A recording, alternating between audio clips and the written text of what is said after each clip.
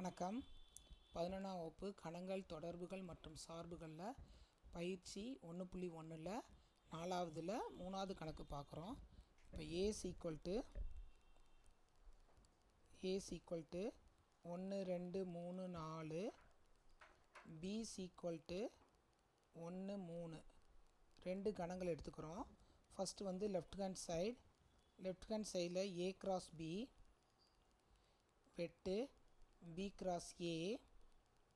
First வந்து a × b கண்டுபிடிக்கிறோம். a வந்து என்ன இருக்குது, 1 2 3 4 × 1 3,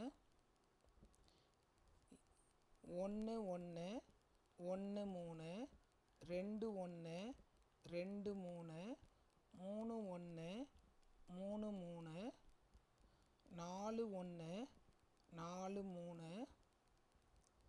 அடுத்து b × a. ஃபஸ்ட்டு b எழுதுகிறோம், அடுத்து a எழுதுகிறோம்.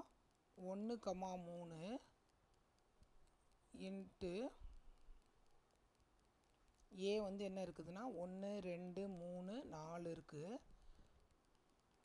ஃபஸ்ட்டு 1 1 1 2 1 3 1 4, அடுத்து 3 1 3 2 3 4 3 3 3 3 3 4. இது வந்து ரெண்டையும் வந்து என்ன செய்கிறோம், வெட்டு a × b வெட்டு b × a.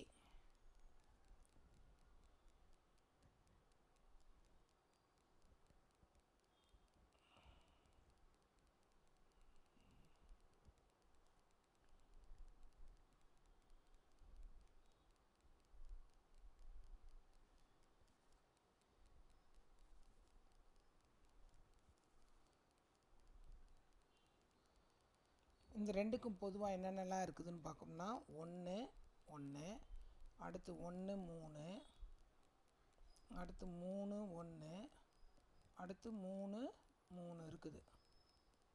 1 1 1 3 3 1 3 3, மொத்தம் வந்து 4 உறுப்புகள் உள்ளன. இப்போ வந்து ரைட் ஹேண்ட் சைடில் பார்க்குறோம்.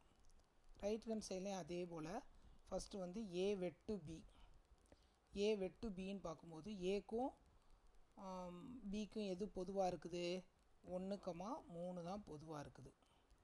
அடுத்து b வெட்டு ஏல என்ன இருக்குது பொதுவாக, அங்கேயும் 1 3 தான் பொதுவாக இருக்குது.